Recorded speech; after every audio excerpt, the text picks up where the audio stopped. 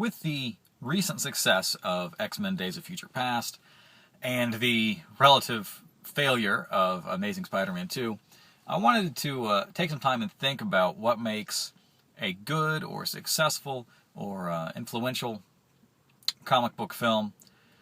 And it started, as I went down that path, digging back over the past 15, 20 years or so to what I consider to be the most influential comic book films of the post-Burton Batman era. And I broke it down into two separate things. What is the most influential upon Hollywood? What comic book film really had the biggest impact upon the movie-making side of things? And which comic book film had the biggest impact upon the comic book universe in which it was to which it was related? The first one is fairly easy. I think that the most influential comic book film that really kind of changed the way that people look at comic book movies was the first Blade. Some people would push it to the first X-Men movie because it's the first real superhero sort of movie, but I'm looking at Blade. When Blade first came out, it was, and a lot of people didn't even know it was a comic movie, but it was really popular with an influential demographic. When DVDs first became popular and stuff, there was a kind of a set of three that everybody kind of had to have. And it was The Matrix, The Fifth Element, and Blade. These were the things that people just had to have in their collection.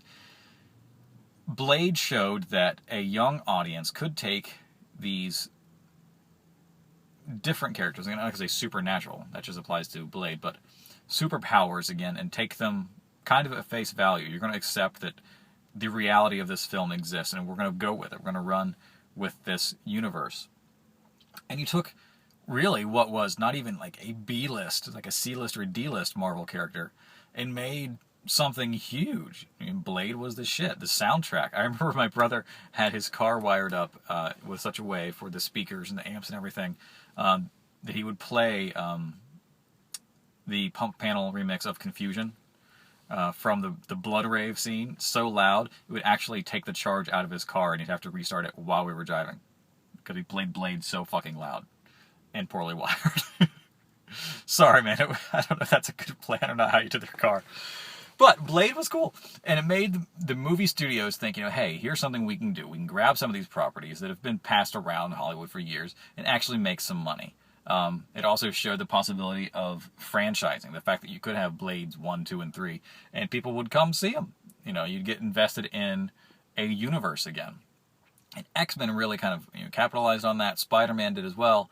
But I look at Blade as the one that really started all that shit. More interesting for me is the comic book film which had, I think, the biggest impact or was the biggest signifier of changes in their comic book universe. Some people might say the Marvel Cinematic Universe with Nick Fury being played by Samuel L. Jackson. And I say no, the Marvel Cinematic Universe, even if you include things like Fantastic Four, was based more upon the Ultimate Universe than it was 616.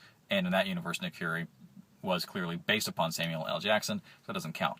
For me, the movie that had the most impact or was most illustrative of changes coming or in the process was Josie and the Pussycats and the impact that it had on the Archie universe. If you watched the regular version, not the family-friendly version, if you watched the regular version of Josie and the Pussycats, that's pretty wild, as far as Archie goes and shit. I remember Tara Reid's character Melody was standing out by the side of the road, with a sign and kept causing car crashes. Her sign said, "Honk if you love pussycats," but a tree blocked the second half of the sign, so it was just this attractive blonde lady waving at you by the side of the road with the sign that says, "Honk if you love pussy." The character played by Alan Cumming, whose name eludes me, celebrating, "Oh, it's so great to be working with Josie and the Pussy Hats." And they say, no, it's pussy cats. And his response is, "Oh, that explains why you're not wearing any. Why you're not wearing a pussy hat." What even is pussy hat? Is it a hat with like a vagina on it? With some vulva action? I don't know. But the sort of jokes that it had, there were a lot of very adult-oriented jokes. There were things that only teenagers and above would get with the whole Tara Reid, Carson Daly thing, which shows how dated the film is. And while itself was trying to...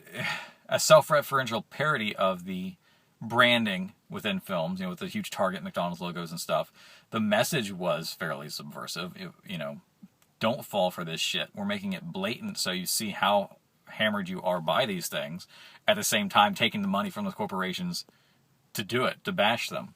I don't know if you can have it both ways, but overall, the tone of the film being more adult-oriented while still playing friendly with the history, while still paying homage to it and stuff, that built upon what Dan Parent and the editorial group have been working on for a number of years at that point, and especially now today, introducing Kevin Keller as the first openly gay character in the Archie universe. You're going to have this young lady coming up in a wheelchair soon. You had them pushing the story forward with what if Archie married Betty or Veronica, or especially what if he married what was her name? The black bass player from Josie and the Pussycats. I just read this book too. Valerie? I think it's Valerie. That storyline of him kissing her and falling in love with her and just being in love and having an interracial child. That's awesome.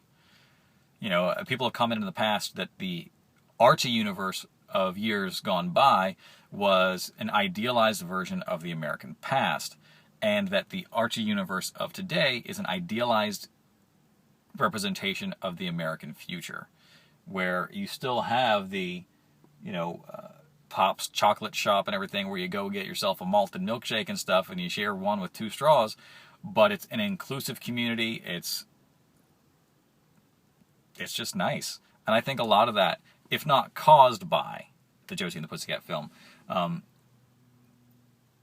the film kind of showed the direction in which the universe was going to go pretty soon. You can make your own cases, and I encourage you to do so, saying that maybe the first Spider-Man, the first X-Men movie, you might want to go for the indie shit. You want to go talk about Ghost World with Thora Birch and Scarlett Johansson and Brad Renfro? Maybe. You can say maybe that was the most influential on its little particular scene.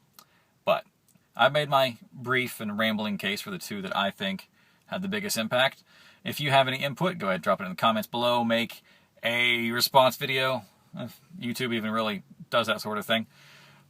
Click wherever I put some annotations for videos about other comics, other stupid, terrible ideas, video games, what have you. And we will catch you all next time. Have a good day.